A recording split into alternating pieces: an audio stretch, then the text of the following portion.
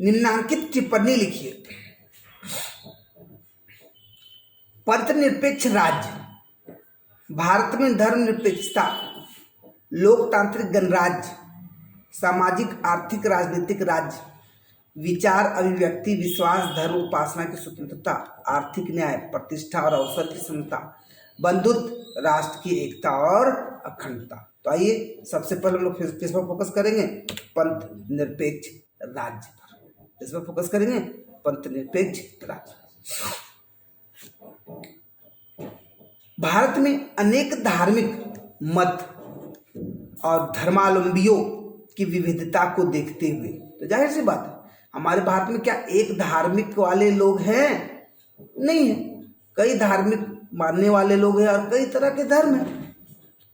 तो उसकी विविधता को देखते हुए, विविधता मतलब कई प्रकार का, लोगों की एकता और उनमें बंधुता स्थापित करने के लिए संविधान में पंथ निरपेक्ष राज्य का आदर्श रखा गया है।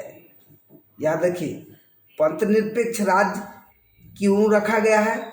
क्योंकि कई तरह के धर्म हैं, धर्म को मानने वाले लोग हैं, तो लोगों में एकता बंधुत्व स्थापित करने के लिए ये सब करना पड़ा।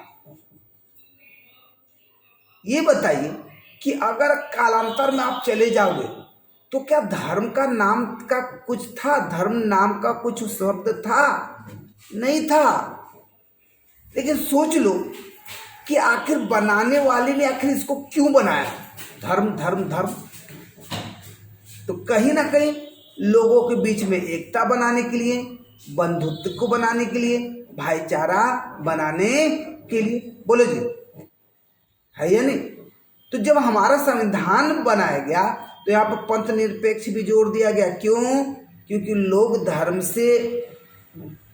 पे आस्था उनका ज्यादा होता है, नहीं तो इसलिए अब धर्म से है, अगर धर्म को अगर नहीं रखा जाए तो हो सकता है कि हम एक दूसरे के बीच भाईचारा ना रहे, एकता बना ना रहे। तो एकता और बंधुत्व के लिए पंथ निरपेक्ष राज्य का वर्ड रखा गया। भारतीय संविधान में पंथ निरपेक्षता का तात्पर्य क्या है? पंथ निरपेक्षता का तात्पर्य क्या है? तो पंथ निरपेक्षता बोले तो एक तरह का धर्म ही है, लेकिन नहीं, एक नहीं है, लेकिन एक में जनरली लोग यूज करते हैं। आगे चलकर दोनों एकदम डिफिनेशन देंगे, सोचना नहीं है इसके लिए, ठीक है? रास्ता, इस रास्ता पे हम चल रहे हैं जी, विचारधारा। अधर्म, अच्छा, इस पंथ विचारधारा पे चल रहे हैं, उस धर्म की ओर में। दोनों अलग अलग, लेकिन बहुत सारा आप देखोगे, हम बताएंगे आगे चल के कि बहुत सारा नेता लोग, महापुरुष लोग क्या है ना, धर्मनिरपेक्ष और पंथ निरपेक्ष को एक शब्द जोड़कर ही लेकर चलने का काम करते हैं, लेकिन एक नहीं है। पंथ मत रास्ता, धर्म बोले तो धर्म, ठीक है? लेकिन वहां इसलिए जोड़ते हैं क्योंकि पंथ आपके पास जो भी रास्ते हो आपको जाना, ठीक है? एकता बनाए रखना, भाईचारा बनाए रखना और सबको धर्म की ओर जाना।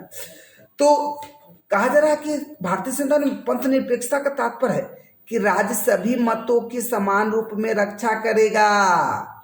राज्य सभी मतों की समान रूप में रक्षा करेगा, स्वयं किसी भी मत को राजधर्म के रूप में संरक्षण नहीं देगा, अर्थात राज का कोई धर्म नहीं होगा, वह सभी धर्मों के साथ समान दृष्टिकोण रखेगा, सभी धर्मों के साथ समान दृष्टिकोण रखेगा। राज्य के इस पंथ निरपेक्ष उद्देश्य को 42वें संविधान संशोधन कब हुआ था जी? 42वां संशोधन 1976 में। कभी डायरेक्ट नहीं पूछ देगा तो कब हुआ था, बस कुछ भी याद है। 76 है तो 42 याद रखिए, 42 है तो 76 याद रखिए, ठीक है? तो पंथ निरपेक्ष को कब जोड़ने का काम किया गया? तो 1976 के 42वें संशोधन में के द्वारा उद्देशिका में अंतर स्थापित करके सुनिश्चित किया गया है। साथ ही अनुच्छेद 25 से 19 ना जी, 25, 26, 27, 28, 29, 25 से 29, तो ये जो 5 आर्टिकल है अनुच्छेद, इसमें धर्म की स्वतंत्रता के बारे में ही वर्णन मिलता है। कभी क्वेश्चन दे दे कि धर्म की स्वतंत्रता का उल्लेख किस अनुच्छेद में है, किस अनुच्छेद में है, 25 से 29। इसमें सभी नागरिकों के मूल अधिकार के रूप में समाविष्ट करके क्रियान्वित किया गया है।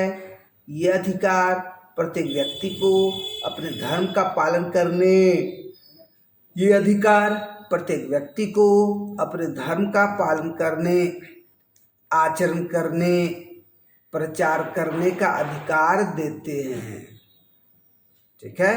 तथा राज्य की ओर से और इसके साथ ही राज्य की विभिन्न संस्थाओं की ओर से सभी धर्मों के प्रति पूर्ण निष्पक्षता सुनिश्चित करते हैं। याद रखोगे, आर्य समझ में क्या करना चाह रहे हैं, तो धर्म का पालन करना, आचरण करना, प्रचार करने का अधिकार है जी। आपको आर्टिकल पढ़ाएंगे सेपरेट सेपरेट, 25 के अंतर्गत क्या है, 26 के अंतर्गत क्या है, 27 के अंतर्गत क्या है, लेकिन फिलहाल 25 से 29 में समझ लीजिए कि इसमें कोई भी व्यक्ति है इसके अंतर्गत किसी धर्म का पालन कर सकते हैं, अपने धर्म का पालन कर सकते हैं, उसका आचरण कर सकते हैं, प्रचार कर सकते हैं। तो ले प्रचार करना, अभी दुर्गा पूजा का समय है, आप देखोगे क्या प्रचार होगा कि नहीं। लोग बहुत सारा पैम्पलेट भी बांटते हैं, चंदा के लिए रसीद भी बनाते हैं, वो रसीद काट कर दे तो वो भी तो प्रचार हुआ जी, ठीक है। तो प्रचार करना, प्रबंधन करना भी आप देखने को मिलती है। दुर्गा पूजा है या कोई पर्व त्यौहार होते हैं तो लोग अपना अपना धर्म में अपना चंदा वसूली करने का काम करते हैं। तो क्या है, धर्म से संबंधित जो भी प्रबंधन है आप समाज से लेने का काम कर सकते हैं, ठीक है।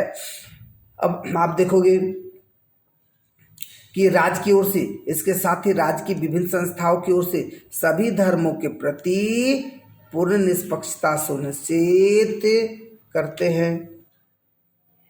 नेक्स्ट।